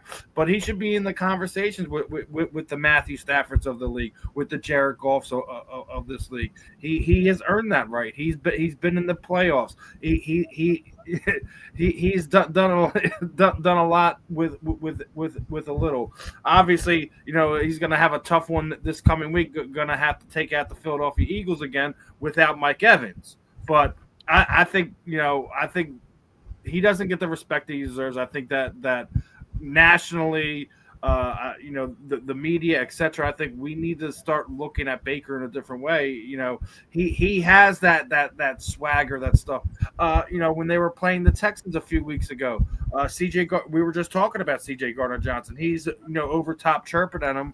He looked like he was slow getting up, and Baker immediately pops up. He's he's face mace with CJ.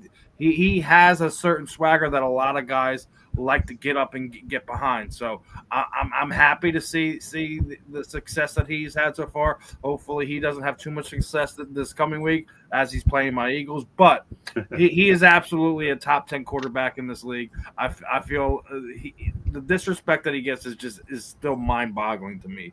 What he has had to overcome. But Scott, your thoughts on it, Matt, brother? My thoughts, I agree. The guy's gotten a lot of disrespect, but you know what? He's earned my respect. He has. I think his job in Tampa is his best act. Why do you think they extended him? You take away his offensive coordinator, Liam Cohn, right? And then what happens? He's still winning. Todd Bowles, hello. The guy's a good coach. Todd believes in you. When you have a coach that believes in you, then you obviously got to go to him. Todd Bowles is a heck of a coach. I think the Jets made a mistake when they let him go. Then again, the Miami Dolphins deserve to be where they are because they let him go too. Then again, they let everybody go. And don't worry, that'll be a future topic about some of the key ones that they did let go, but didn't have enough room for it tonight. But yeah, Baker Mayfield's done a great job. I'm glad Tampa paid him. Liam Cohn got a head coaching job for it, so why not? It works out. And great segue, Steven, because I'm wearing a Jaguar shirt. It's Liam Cohn's new theme. And you know what? That's not the reason why I wore this shirt. The reason why I wore this shirt because of Jaguar defense. There's more interceptions in 2025 than they had all of last year in 2024. Last year they had 6. This year, weeks 1 through 3, they have 7. All right, Marvin, I'm going to you again. You get first word, means you say anything you want. I don't care. And the two bozos are out here, so it won't matter. They can't say anything back.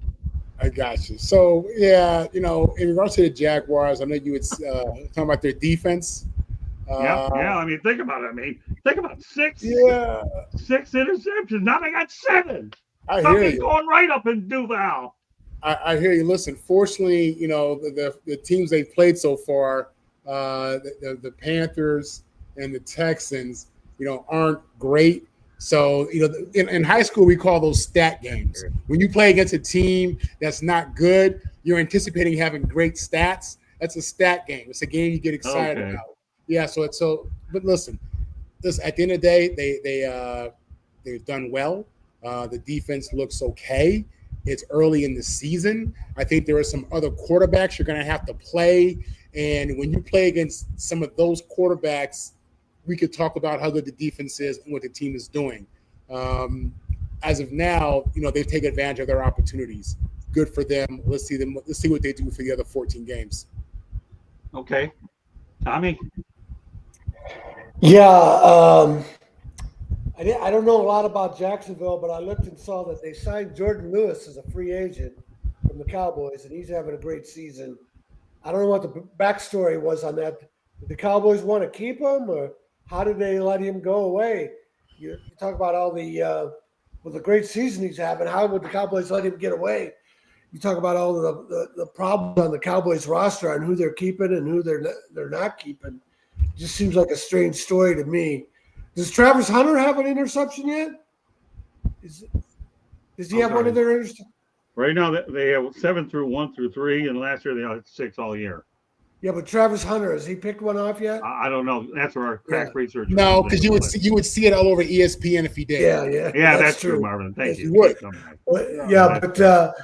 I just bring up Travis Hunter. I mean, if Jordan Lewis is doing great, and Travis Hunter matures and becomes a player he can be, man, that's a tough secondary. Okay, Candy. So one of the things that I don't think you guys have really mentioned is the Jaguars. They hired Anthony Campanella, a 19-year coaching veteran who worked with one of the NFL's top defenses in 2024. He was named the new defensive coordinator for the Jags. So he spent the 2024 season with the Green Bay Packers as their linebackers coach and defensive run game coordinator. The Packers ranked 7th in the NFL in 2024 in run defense at 99.35 yards per game and 3rd in the NFL at 4.0 yards per attempt allowed.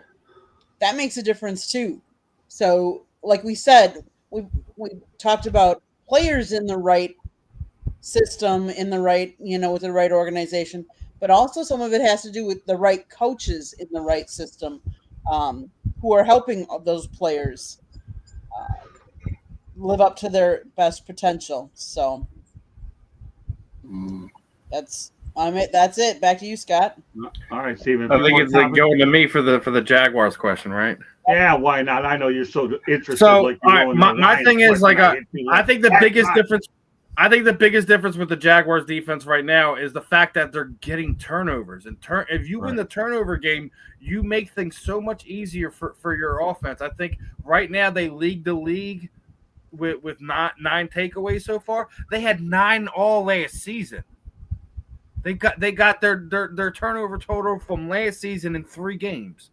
So I think that's always the most important part. Obviously, they still have a lot of things to fix down there in Jacksonville. But if I'm a Jaguars fan, I'm looking at that. So that's the way we need to continue to play off that. If they're able to win the turnover battle, they're going to win a lot more games that they were putting themselves out of last season, because we see it all the time. Turnovers make all the difference in the world. If you're able to, regardless if we're talking about interception, fumble, getting teams to go forward and fourth, and being able to turn points, take points off the board for your opponent and putting points on the board, you're already winning the game in that way. So it's one of the more, I think, underlying things that people don't talk about enough when we're talking about the NFL. You win the turnover battle 9 times out of 10, you're going to want to win in the game. Yeah, they've definitely made some improvement for sure, and it'll be interesting. They lost to the Texans several times in a row, and this time they finally beat them. So more power to them. I'm always happy for Jacksonville. They treated me and myself and Candy really well over the years. I always like to see them well. They've done way better than Miami Dolphins here locally. The Dolphins are full of drama. The Jaguars don't get the publicity around the state, but all of a sudden they've won quietly, and I got to give this new regime credit for at least trying to do something positive. We'll see how it all plays out. Unfortunately, over the weekend we lost somebody. College football world lost somebody important. I want to make sure we have time to address it tonight. Rest in peace, Sean Clark, former Appalachian State head coach, current UCF offensive line coach, passes away at the age of 50. Appalachian State Mountaineers won the 2021 Sun Belt Conference with a 10-4 record. Clark posted a 40-24 record, including a 3-1 bowl record. And also, I should point out that Rudy Johnson lost his battle, and he was dealing with CTE as well. Unfortunately, I hear that he committed suicide. These are 2 tough losses in their own different way. Rudy Johnson, I'm going to actually be mentioning this on our new show, No Limits, next week. It just came across. And, of course, we know Sean Clark, a very respected coach. Tommy, you can lead off with this one. Yeah, Sean Clark's a very interesting story. He was not only the head coach at Appalachian State, but he was a player there. And he was a player in the 94 to 98. He was on the staff when Scott Satterfield was having a lot of success for their teams. They were 11-2 one year. Satterfield parlayed that into a job at Louisville, and now he's at Cincinnati. Eli Drinkwitz replaced him. He came from NC State, where he was an offensive coordinator, and now Eli's at Missouri. So they had winning seasons there.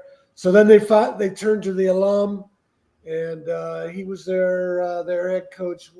What was it, 2020 to 2024?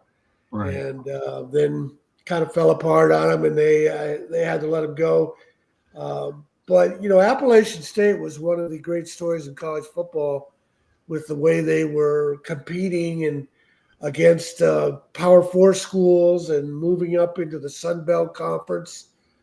From being a football championship subdivision previously. They weren't beating Penn State and Tennessee, but they were losing 1-score games on the road. And Sean Clark was in the middle of all of that. So he was a very popular coach at Appalachian State, and it's a sad story. Rudy Johnson, I saw that there was no explanation given for his death, so that's I guess not surprising that it was suicide if he had CTE. That's the world we live in now. It's a shame. Yeah, it sure is. Marvin? Yeah, I don't know how they declare it CTE. this early if it just happened. There's a process that they have to go through.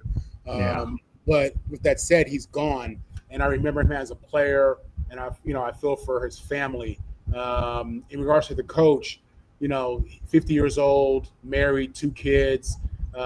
You just hate it for those people, man, who have to deal with that, and even the players who play under him. I mean, a college football team is very close. College teams are very, very close, and you're like a family. So when someone passes away like this in season, so young, it hurts, man. So you feel for the families of these men who've lost their lives. Candy. Let's not forget that, yes, Clark coached for Appalachian State, but after he was fired after last year, he actually was the offensive line coach for the University of Central Florida this year. And so you feel for all of the all the players that play for him, whether they played back in Appalachian State or the current players, because to have somebody on the staff on your current team, that's got to be a blow. That's got to hurt and sting. But it's like Marvin said, it's sad. He left a wife and two children. Yeah, he went into the hospital back on September 9th and died on September 21st. So sad to see that happen. Rest in peace for your kids and and everybody, your family and everybody that knew you and is affected by that. Stephen? Yeah, I mean, as far as Clark goes, unexpected, medical emergency, as you're saying, admitted on the 9th, was in, stable condition throughout the time. His family was there. That's all you could be happy.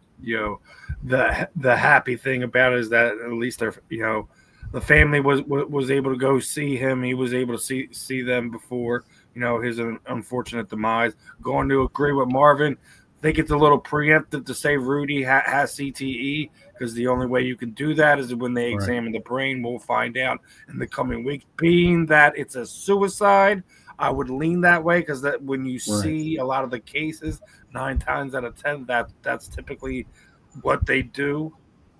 So we can't assume anything. We don't want to assume anything, but enjoy watching Rudy play. It's a sad time when we lose lose one of our athletes, one of our brothers, etc. to whatever it is, whether it be substance abuse, depression, whatever whatever going to be the determining factor here. It's anyone we lose before the age of 50, I feel they haven't been on this earth long enough for us to truly appreciate them. So we'll see what happens in the coming weeks with what surrounded Rudy's pace, and same thing with Coach Clark. We more than just he had a medical emergency. Like what was going on? What caused the medical emergency? So we'll find out. But definitely thoughts and prayers with the Johnson family. Thoughts and prayers with the Clark family. And this has been a rough year. 2025 with losing people in and around the sports world, the entertainment world. It's been a rough year, and we still got what 3-4 months to go. So let's hold our loved ones tighter. Make sure you tell them you love them, because you never know when it's going to be the last time, the last day. I'll just summarize the topic and say great minds think alike to everyone. Yeah, Stephen, great job in a lot of ways tonight. The great minds think alike. A couple more topics I definitely want to get to. Starting running back Alabama, Jam Miller, who missed the FSU game due to upper body injury, is expected to return this weekend. How much will that help the Tide, Marvin? Tremendously. If they would have had him in that first game, it would have made a difference. Jam is outstanding. Power, speed, quick. He's an NFL player without question. So he will have a tremendous impact on the Alabama team that can absolutely use him. Steven? Listen, anytime you get a guy returning, that you haven't had in a few weeks, it's always going to be a jolt, especially when you have it's a skill player on the offense. It's gonna mean a big difference. So let's see what he's gonna bring to the 2025 season, and let's see what production that they can get out of him. Candy. He was a true freshman at Alabama in 2022. He ran 33 times for 233 yards, 2 touchdowns. He played behind 2 other running backs. In 2023, he remained a backup. And then in 2024, then he became the top running back 2 games into the 2024 season. He had his first 100-yard rushing performance, totaling 140 yards, and on 15 carries with a touchdown. Anytime you're coming back from injury and you're one of the top guys, the ceiling is there for you. You only have upside to go. The team, scary what the team could be with, him back there. Tommy. A couple of thoughts come to mind. Anytime, like you say, anytime you get back a talented running back, you're hoping he's going to give your team a spark. But I understand it's a collarbone injury he had. How is that going to affect him physically as far as taking blows mentally? Is he going to still be the same type of player? But the other thought that comes to mind, if this was Nick Saban, they just would have plugged in another 5-star.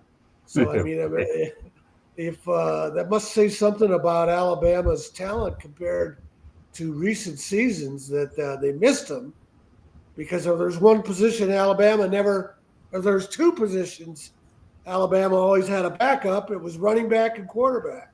Right. And like I say, Nick Saban is unquestionably a great coach, but I also say nobody ever had more of a talent advantage as a coach than he did. Just for whatever reason, Saban's Alabama teams took advantage of social media at the right time, where they got all these guys to follow each other. And as I always say, Nick Saban never won a Big Ten title. Mark D'Antonio won 3. I like that Michigan State connection. That's pretty good. All right, well, you know what? Since you're in the Big Ten, we're going to stay there because USC's game versus Illinois on Saturday will start up at 9 a.m. in California. Second straight week that a Big Ten matchup has had an unusual start time. What do you think, Marvin, about a 9 a.m. start? Man, listen, we've had crazy circumstances for our last couple of games. Our last game the last game started at 11 p.m. Eastern. Tom, I know you watched that one. Yeah. 11 p.m. Eastern. And then I had to take a nap. I bet you did. And then the game before that, we had a 3.5-hour weather delay at Purdue. Listen, this 9 a.m. kickoff is ridiculous. I don't know who schedules this stuff. I don't know what they're thinking about. Fortunately for us, Lincoln Riley at USC, we practice early in the mornings on certain days. So this 9 a.m. kickoff really shouldn't be that big of a deal. But I don't know who's putting these schedules together. I think that the majority of America would like to see these games, and later would be a little bit better, especially if you're on the West. People on the West Coast, 9 a.m. People are still waking up. But with all that said, it won't stop the inevitable. Okay, if you're wondering which way to go with this thing, USC's favored by 7.5. Take that. Hey, you know what, Marvin? I lived in Arizona when the time changes 3 hours because they don't change for daylight savings time. Yeah. I'm going to tell you something. I enjoyed living on the West Coast with 3-hour time changes. It was nice to be able to get up early. Everybody's into their day, and I got to watch football early and do what I wanted later. If it weren't for my parents, I'd still be on the West Coast, to be honest with you. But it worked out well because I got her over in the right-hand corner, so it didn't work out so bad either. So, listen, I'm telling you, another life thing about I love being a West Coast guy. Sorry. I hear you. Listen, when you're a football junkie like me, it doesn't matter if it's 9 a.m., 9 p.m., or whatever. But I'm just saying, a 9 a.m. kickoff is kind of crazy, especially when you're talking about, premier programs that have, international brands. So That's my. I agree there, but they're making a ton of money in the Big Ten, so you might as well start off at 9 o'clock. I know. Why we could wipe our tears with the money, right? Yeah, I'll say right. it like I'm this. you can I'll say pay it like off a this. lot of You got to bills. think about this, Scott. You got to think about this. 9 a.m. East Coast, right? That's East Coast time. So was it out there in California where the bulk of the Southern California fans are, right? Well, it's a 12 noon kickoff Eastern All right, so Standard. it's 9 o'clock your Yeah. time. It's 9 Yeah, o'clock so their time. So 9 you gotta o'clock on the think West Coast. a lot of people. There's going to be a lot of fans that are going to be want to picking it up midway through the first quarter, maybe even the second quarter, just Yeah. because of the time difference. You know, Yeah. us East Coast fans complain when the games are out there on the West Coast. It's be like baseball. You know, when the Phillies was just playing the Dodgers, be like, what do you mean the 10-15 start?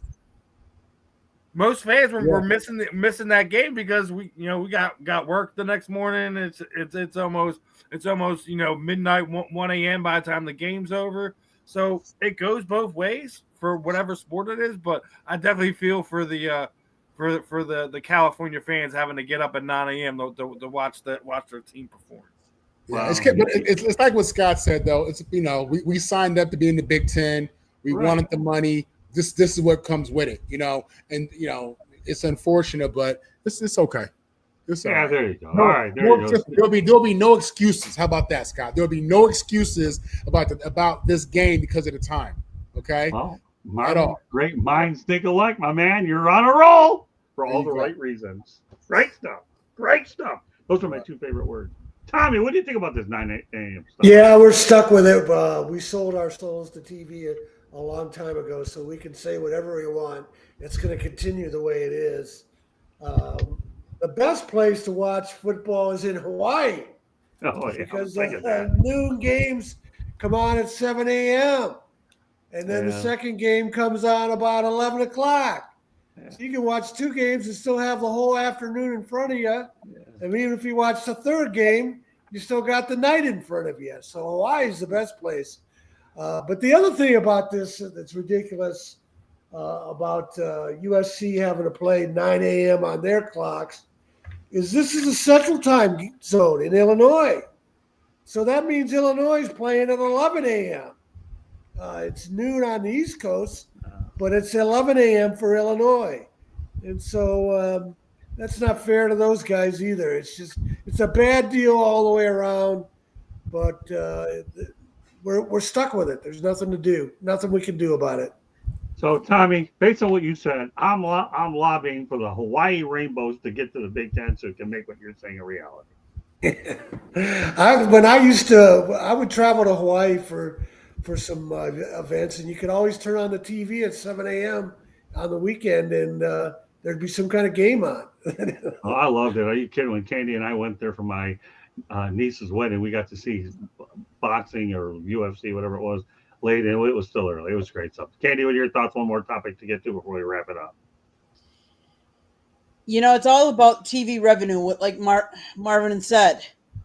But do you guys also talk about, you guys didn't say anything about how the NFL is doing it this weekend, because they're going to Dublin and they're playing at 9:30 a.m.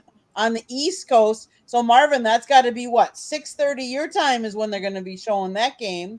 Yeah, but the difference is this, and really there's no difference now. I was going to say that's the pros. Those are the pros. Right. But now, what is college football, right? The pros. Exactly, because they're getting paid. Yeah, they're getting paid as well. Yeah. And like Marvin, you said, practices for teams, they're practicing before 9 a.m. because let's face it, classes could be at 9 a.m. Right. So some of these guys are practicing before that. So should it make a difference? No. Will the traveling make a difference? Maybe, but they're traveling comfortably these days as well. But it's about money, because let's face it, they're going to start that early, but they go how late in the night too? Because if you look at some of the games, they don't end till what time? Let's see, on the East Coast. The SC game ended at 3 a.m, Candy. The USC game last week ended at 3 a.m. That's right. BYU, right. A live game. BYU plays Colorado at 10:15 p.m. Eastern on Saturday too. So that's another example. Yep. That's another You know? example. Well, even if you're a USC fan, you were at the Coliseum until midnight. Yeah. That's ridiculous. Now, how long does it take you to get home? You get home at 2:00 in the morning. Right. Exactly. But the other thing about that, the USC Michigan State game, starting at 11 o'clock East Coast time, 8 p.m. Pacific time, is Jonathan Smith, Michigan State's coach, tried to deal with it. He had a lot of things he tried to work their way around it. And one of them is he wanted to practice at night before they went out to California. You wouldn't let him. But there's an NCAA rule that prevented it. And so they couldn't even do that. So that's got to be addressed, I think, for the future. And Tom, he wanted to practice at 10 p.m. They said no. The game started at 11 p.m. Right? They're like, okay with that, right? Crazy. All right, well, final topic of the night, okay? I know this has been a fun show because we've been all over the map. We've seen the good, bad, and now it's time for the ugly. And what do I mean by the ugly? I'll tell you what I mean. Idaho State, 90. Okay, get this. 90-0 is what we have over Lincoln University out in California. Need I say more? Running up the score. Guess what? The attendance was 6,203 in Pocatello, Idaho, in the ICCO Dome. Thank God only 6,203, which may be a sellout in that building, saw it. So, Tommy, we don't have a lot of show, but we have a lot of points. What are your thoughts about this mismatch? Well, I think about Indiana beating Illinois. What was it, 63-10, something like that? Yeah, but that's 90 points. Forget about the 60 I know, but there's all kinds of ridiculous scores like that. Yeah, but 90-0, Tommy. Well, yeah, well, look who we're talking about, though. Well, exactly. That's why it made the show. There's playing a high school team they were playing. But what it was. I'm concerned about the haves and have-nots. We can already see it with these ridiculous scores. Oklahoma State, they're giving up 60-some points at Oregon. And there's been several examples of quality programs. Illinois is ranked number 9 in the country. They gave up 63 points. How is it possible? Well, I don't know. 90-0 still stands out with me. And by the way, just next week we'll be talking about some of the college coaching doings. We didn't get to it tonight because we had a lot to get to, and then some. So, Marvin, 90-0. How do you swallow that one? If you're that school in California, you really don't swallow much except your pride. Let me tell you something, Scott. I tell people all the time, football is a no mercy sport. Okay, football is a no mercy sport. 90-0 tells me if you can get beat by 90 points in football, you should. I hate to say this, you should be fired. No, seriously, unless it's one of those situations where there's such a talent discrepancy, and there's no need. You are doing a disservice to those young athletes if you're losing 90-0. All right, because I'm gonna tell you right now, me, Scott, you, Steve, Candy, Tom, we can go out there and give a better performance than whoever put up nothing in a 90-0 game. Trust me, Tom, you're the quarterback. Go ahead. All right. Well, you know what? First of all, I want to promote Marvin Powell. By the way, he will be joining the Sports Exchange on Wednesday night. He's going to be great. If you think his attendance were great tonight, wait till I hit him with some. He gets no topics. He gets to comment on a lot of the off-the-wall stuff I throw. So if you have a must-watch, it's tomorrow night, 9:00 p.m. Eastern Time on the Sports Exchange. Tommy, anything else you want to add? Candy, Steven, then we wrap it up. Go ahead. Who's next? Tommy, is there one thing you wanted to add because he was going back to you? Well, I was just going to say Marvin made me think of something. I always remember Darryl Rogers said this when he was coaching at Fresno State and lost a lopsided game to San Diego State and Don Coryell. And Rogers was asked about a team running up scores, and he said, "I learned my lesson from Don Coryell. Coryell told me, I told Coryell I didn't appreciate it, and Coryell told me after the game, don't blame me for your poor talent." Oh, I love that. That's a great line. All right, Candy, we don't need stats. We're running out of time, but you can give me a dime, and then you can give me a dime, Steve, and we'll wrap it up. Go ahead. So I am going to give you a couple of stats just because I want to tell you this. So for Idaho State, they used 3 quarterbacks. The top quarterback didn't even throw for 200 yards. They used 1, 2, 3, 4, 5, 6, 7, 8 running backs. Nobody ran for 100 yards. They 1, 2, 3, 4, 5, 6, 7, 8 receivers. None of them for 100 yards. So they mixed. They had a lot of talent, put a lot of people in, gave people opportunities that probably didn't normally have opportunities, and that's what. Yes, it was a very one-sided score, but at least they got to evaluate some other talent, or some other kids got a chance to play and have some action. Well, hello, Miami Bethune. I'm going to add to it. This wasn't a run-up either. I'm going to add to that. That wasn't a run-up either. They only scored 21 points after halftime. The second quarter is where they really dropped the hammer on them, and they dropped 42 points on them. So everything Candy was saying, absolutely was going to touch on that. She's always doing her research on that. But what wasn't one of those things where they were shoving their nose in it. It was clear across the board. But this is what happens when you play a high school team. I mean, let's be honest. Well, tonight's show will be known for the Hammer Show, and a lot of us yielded it tonight. Candy, as usual, dynamite on her stats. Steve played the role as co-host and policeman. Marvin, Tommy, and Mel played their role as the excellent analysts that I brought them on the show for. And with that said, Candy has a final station break, and then she turns around. Tommy, real quick, let everybody know how they get a hold of you. Marvin, you do the same. Steven and Candy will take us to the wire.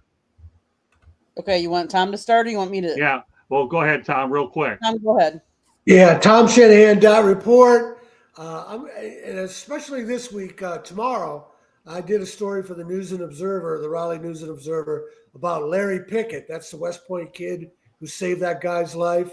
So I did a more deeper story on him and his whole family here in Raleigh. And it's a pretty fascinating story. There's a paywall, but it's worth checking out if you can. Okay, Marvin, go ahead, my friend. Brother. Marvin Powder Third on Facebook, Marvin on the mic, Twitter, TikTok, Instagram. It's official now. And on the Sports Exchange on Wednesday night. So you did get the extra account going. I got to go follow. I know you started the Instagram account. So please, guys, if you're checking in the show, if you're just tuning in now, show Marvin some love. He's a little bit of a virgin when it comes to the other platforms. Facebook is his social media form of poison, but make sure you're showing him some love. Make sure you're showing all our host, co-host, our